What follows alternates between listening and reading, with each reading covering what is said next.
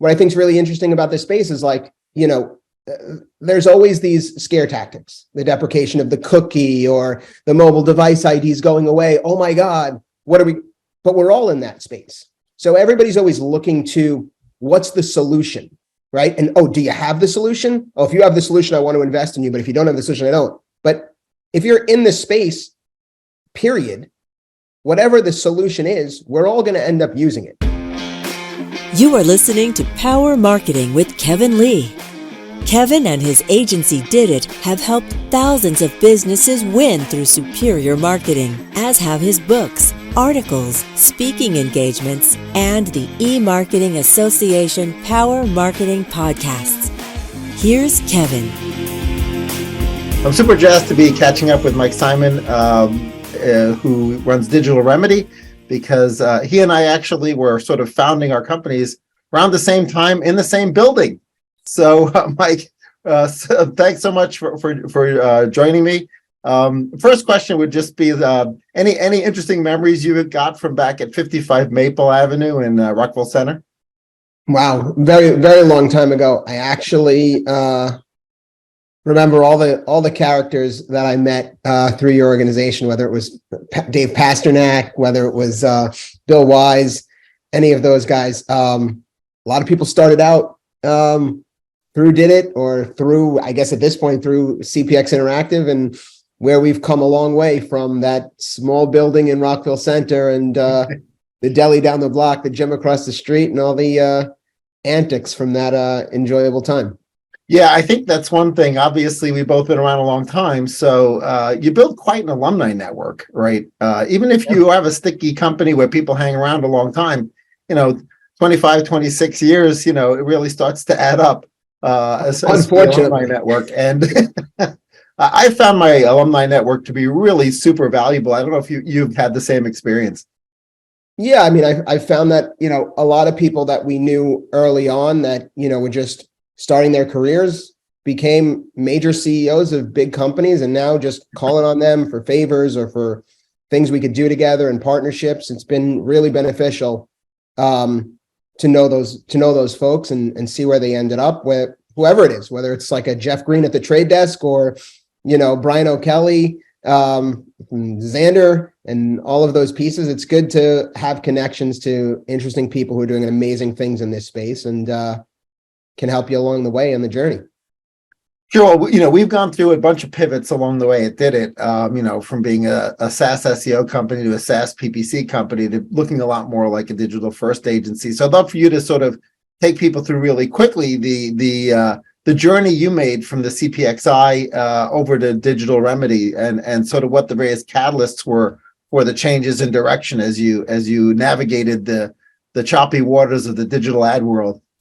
Sure. I mean, it's not really a short story, unfortunately. even if I could drill it down to a short story, it's not that short. If we go all the way back to Rockville Center and Maple Ave, back in those days, we were just literally doing direct response, making banner ads, buying advertising, being a network, so to speak, in the direct response market, an ad network, if you will.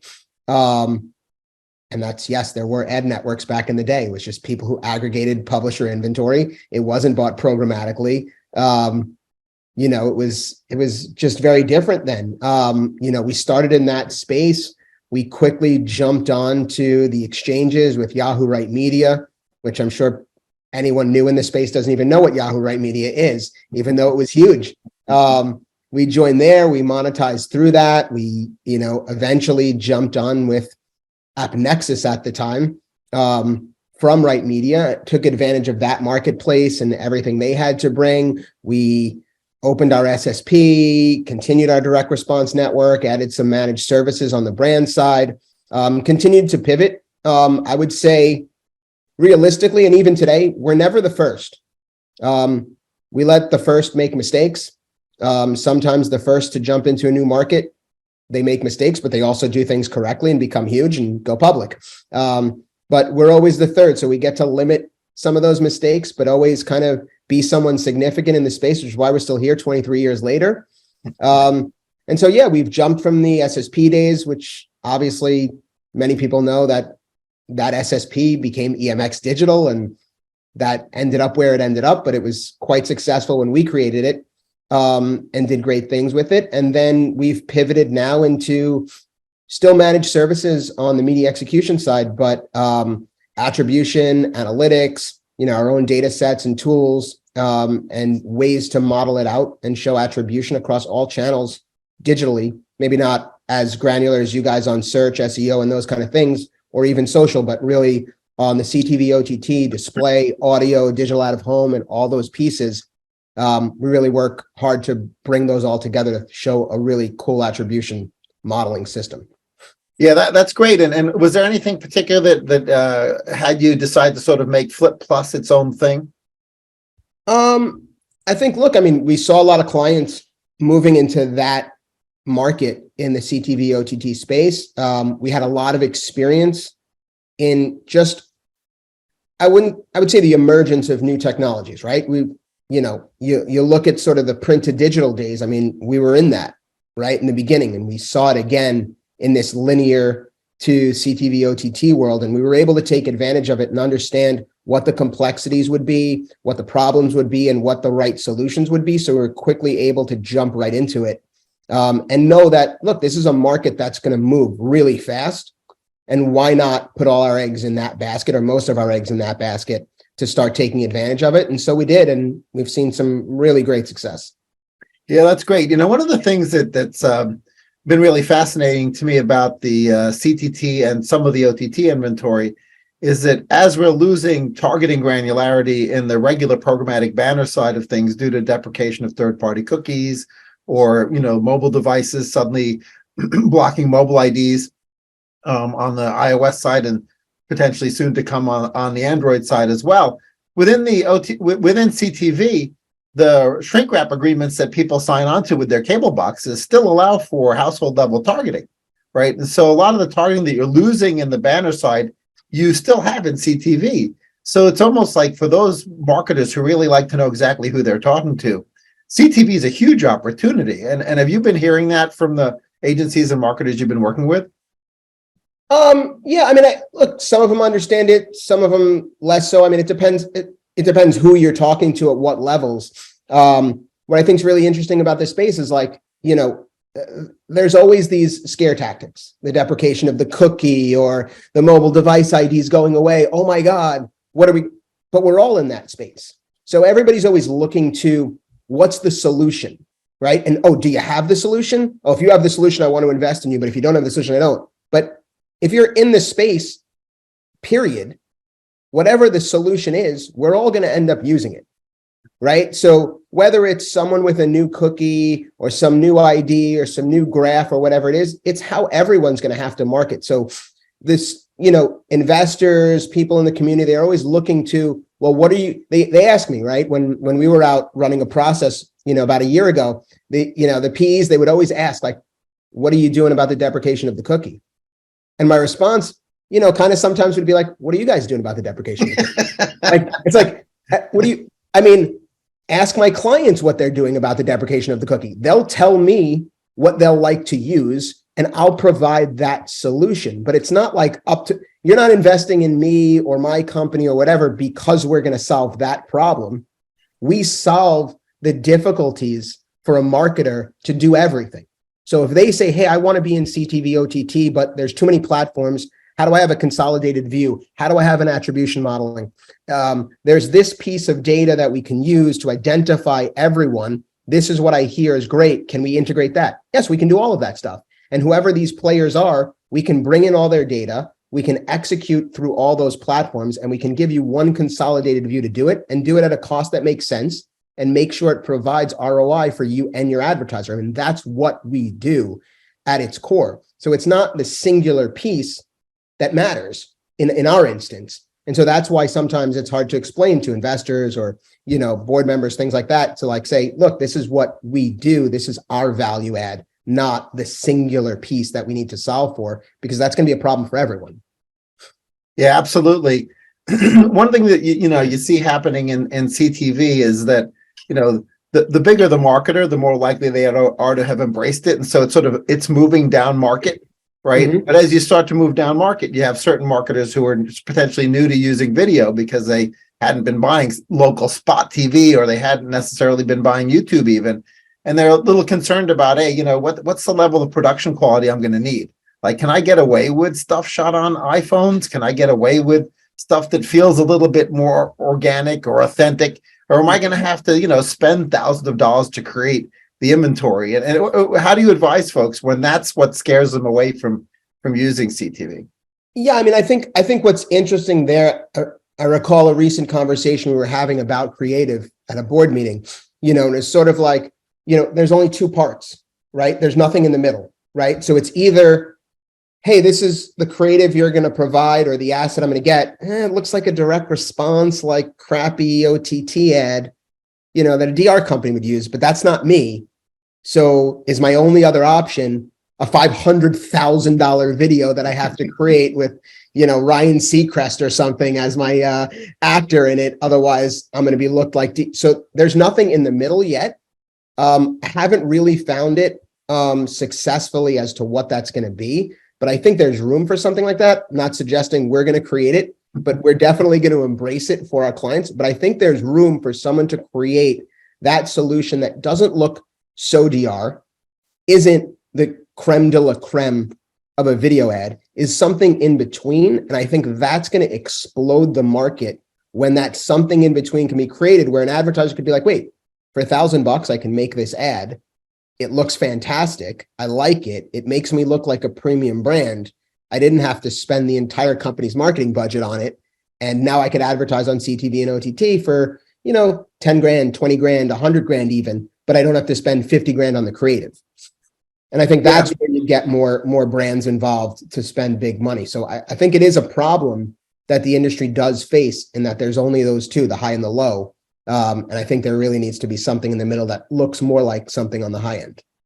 Yeah, we're starting to see a little bit of activity in maybe creative influencers becoming that stopgap, right? To be, being able to, whether they're bringing their own audience or they just happen to be really, really good at creative, right? They may not have a gigantic audience that they can bring to the table, but they may have a level of creativity and a level of charisma that allows them, and production facilities, because they've been shooting in their kitchen for 4 years, right? Or whatever, right? So I think there are interesting opportunities, depending on the brand and where the brand sits, for them to tap into that community. I think that it's sort of early days still on that, and maybe AI will further accelerate that, because people will be able to sort of end up with spinning the same script 15 different ways and trying it those 15 different ways, augmented with a little bit of AI.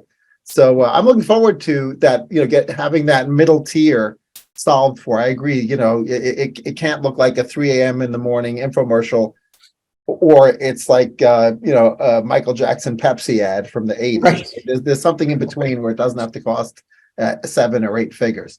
Right. Yeah, no, I agree 100%. And I think to your point, AI is potentially the type of future we're looking towards to really change that, and really make it a reality. I think we're not decades away, maybe a couple of years away, or in this day and age, maybe only a couple months away. But we're still a little bit away, but I think things are coming along nicely to get us to that next level. Absolutely. Now, in your team, in your biz dev team, are they interacting primarily with the agencies, or are they interacting pretty heavily with the marketers themselves directly? We're fairly 50-50 split. I'd say mostly independent agencies is 50%. And then the other 50%, I would say, is mostly direct brands. We are calling on holding companies, but we're not huge in the holding company world, which is why there's a lot of room to grow for us once the holding companies understand what we provide, because we do have some of the larger independent agencies really leaning on us hard for what we do. And now a lot of those direct brands that don't want to spend big money with agencies come direct to us to execute because of what we provide. Are there any industries that you think are particularly well suited for what's in your wheelhouse at the moment? Yeah, I mean, automotive, 100%, tier 2, tier 3, and even potentially tier 1 automotive. CPG, interesting place. I'd say retail, e-commerce brands, those kind of things. Even QSRs is a big win. I mean, we have a couple QSRs as almost theoretically agency of record we are, where we're just doing all their digital marketing on the CTV OTT side, and soon to even incorporate some linear into the equation, not just in the measurement and modeling, but being able to execute their linear also. So we're able to literally take advantage of both sides and understand the pricing on the linear side as well as the OTT CTV side to understand what's the best way to hit that consumer you need, and then what is the best outcome that comes. Do you see more ROI when you hit them on linear? Do you see more ROI when you hit them on CTV? Is it better if it's a combination? I mean, we could see all of that and model it all out to really be helpful to the brand at the end of the day to get the highest ROI possible. Yeah, that's a really great point. And I wanted to delve a little bit more into the modeling, right? So the models work best when you got the right message at the right time against the right audience, right? And obviously, the one element that's most difficult for potentially you and your team to control or advise on is message, right? Like, there's probably a different team or different agency or whatever, or maybe the client's producing that in-house. But when you believe that that's what's holding a campaign back, does your team advise and say, listen, guys, we got the right message at the right time, and we got the right audience in the right time, but we sort of feel like the message is falling flat. Do you suggest, hey, guys, take another run at this? Let's come up with some new creative. I mean, yeah, we will. We won't suggest what, right? But we'll suggest, we'll make suggestions like, this doesn't seem to be performing as well. Or, typically when we see, let's not call it a competitor, but we've seen something similar work way better, we might say like, look, we have other retail clothing e-commerce brands that are just killing it, hitting a similar audience at a similar time. We don't believe it's potentially your clothes or whatever it is. Maybe it's because the message just isn't the right message. It isn't, hitting home. So why don't you try shifting or changing some of that to hit the audience better and see some of that ROI, because it's just too far away. If it's close, one guy's getting 150%, but you're only seeing 120. All right, we might not make that suggestion. But if someone's getting 150% and you're hitting 10, and we're like, look, it doesn't make sense that you should be hitting 10. You're similar priced, you're similar, audience. Doesn't make sense that you wouldn't be hitting it. Why don't you try changing that message and seeing if that resonates better? And on message burnout, right? Back in the days of linear TV, ads would run forever, right? And then as things went digital, people started thinking about, okay, we want to sort of set some reasonable caps on impressions. There's the concept of sort of ad burnout really it was more in the banner space initially, but it sort of moved to some extent into video as well. And so how do you advise folks to sort of manage the idea of sort of impression caps and or creative burnout?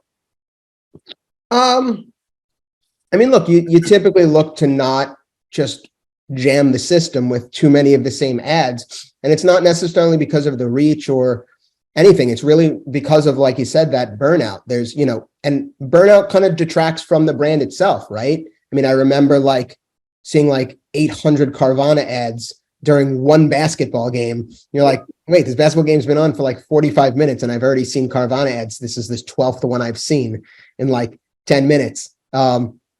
Who's running these ads for them? They just keep buying.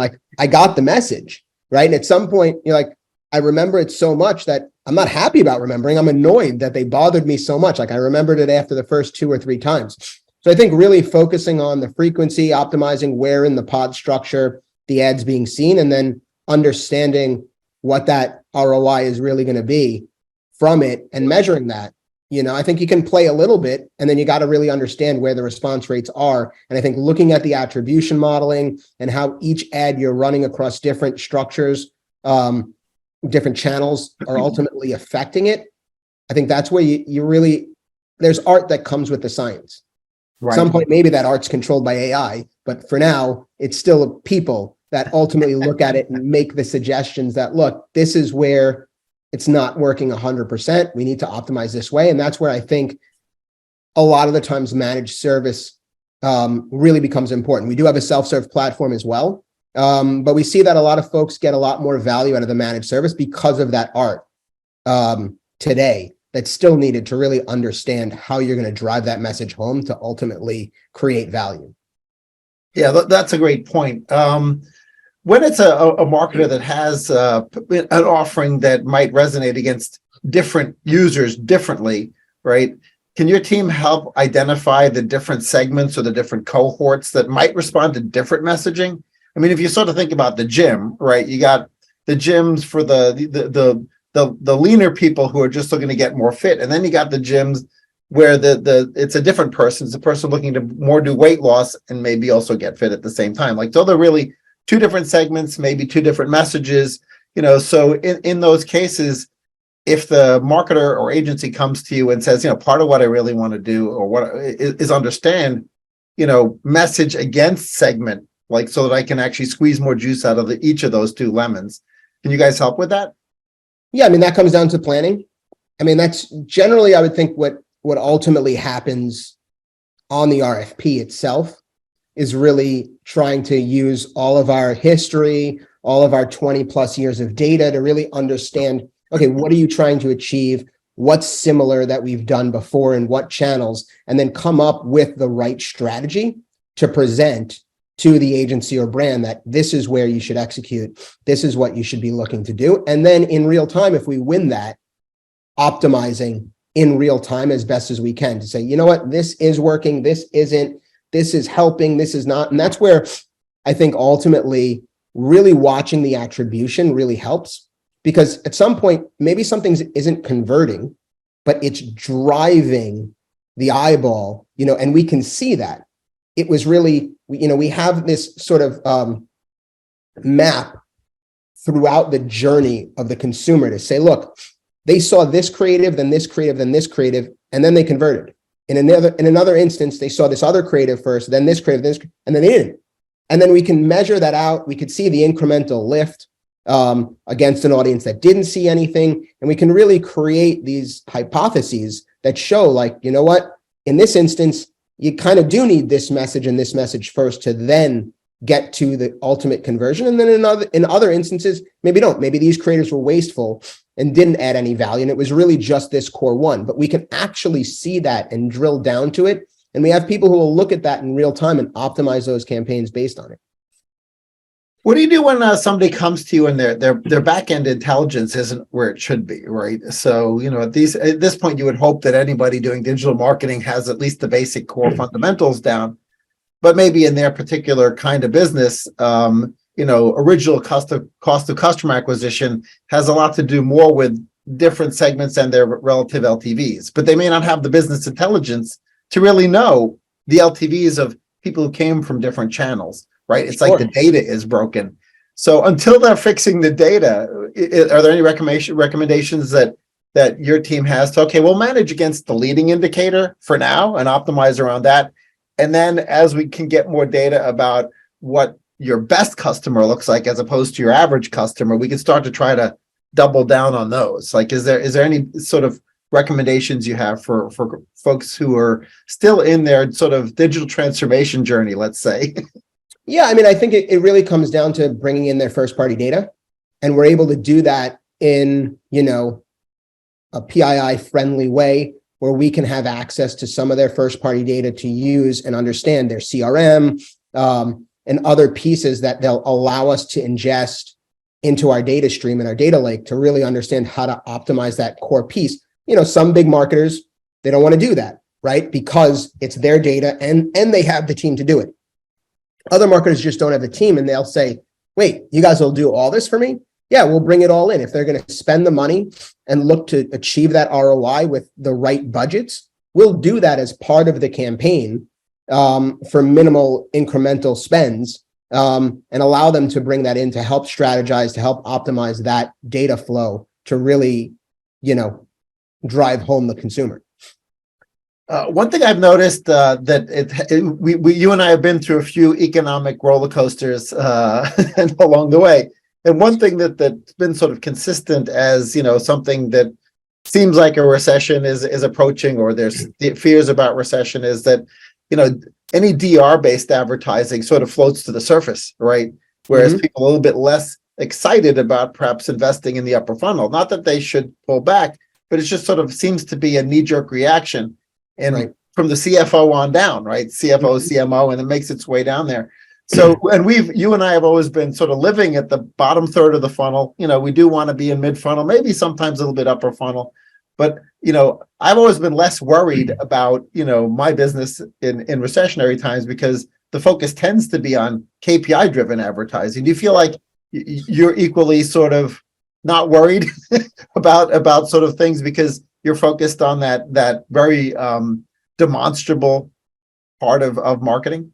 Yeah, I would say less worried for sure.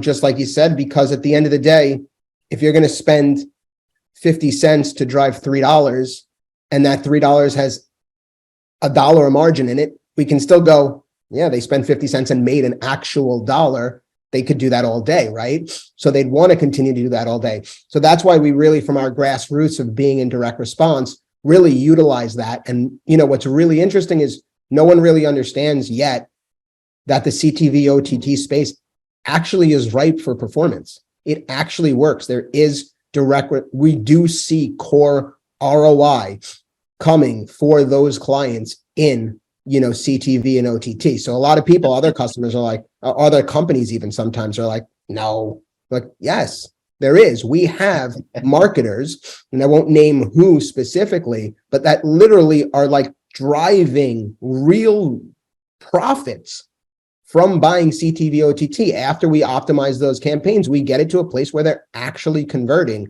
actually winning, and actually seeing incremental lift to their bottom line. And I think that's the beauty of what people thought only could happen with jamming cookies down people's throats with banners. But that's not what the case is. I mean, we're actually seeing, real ROI from CTV and OTT ads, which is what's driving more spend, which is what will move us away from the worry of this recession for our company, at least. Right. But we need to find more of those customers and continue to show them that message and that, it's possible so they can continue to spend. And it's helpful for them to increase their bottom line. Yeah, absolutely. And I agree. And I think I agree with you that what's exciting about the OTT channel and video is that, video, you can convey emotion, right? And you can change behavior and attitude at the same time, right? Whereas, like the ads on soap operas, right? That was mostly about changing attitudes and improving brand awareness and brand visibility. Okay, purchase intent, right? Direct response advertisers, it's not purchase intent, purchase, right? Sure. We want to see the purchase lift, right? And so, given that, what has you excited about the next year, like, for you and your team? I mean, again, I think it comes down to what, we kind of just said in the last response, which was the fact that this is now blooming. People really understanding the consumers are shifting and, the ROI is truly there in the right buckets of CTV and OTT. And that, there's a lot of disparate platforms. It's not coming together like the display exchange space came to a place where now, because of RTB, you can just access everything. You're not missing out. Now there's really everyone separate, whether it's Hulu, whether it's Netflix. There's so many different places you have to go. So you really need a company like Digital Remedy and our Flip platform to truly be able to look at all the attribution across all of that. And you can't do it without it, right? You can pretend, but that's all going to be either post getting the analytics or, the next campaign. We can actually optimize it in real time across all of those platforms through our data lake, through bringing in first party data, through really, understanding the attribution and the conversions themselves. And it's really interesting. And I think it's only getting bigger, and we're only adding more tools and more exciting times to really drive home that hardcore ROI for our clients. And I think that world's just getting bigger and bigger and bigger. And I think we're going to start seeing companies like ours really take shape and take over in this market. And I think I'm really excited about that. Yeah, I agree. You can't, ROI based marketing is never going to go out of style. No, definitely not. Definitely. So thanks so much, Mike, for joining me. It's been a great catching up and brainstorming about the evolution of the space and, where things are going, particularly in video and OTT. Absolutely. Thanks so much, Kevin. And I really hope, like you said, ROI is the future, and both of our companies are going to consistently grow and consistently profit and become bigger and greater every step of the way. Absolutely. Thanks. Thank you. Kevin Lee's Power Marketing is available on all your favorite podcast networks. Kevin loves helping businesses excel at marketing. Having marketing challenges? Just like Santa in The Miracle on 34th Street, if Kevin can't help you, he'll know someone who can. Find him on LinkedIn, subscribe, or follow.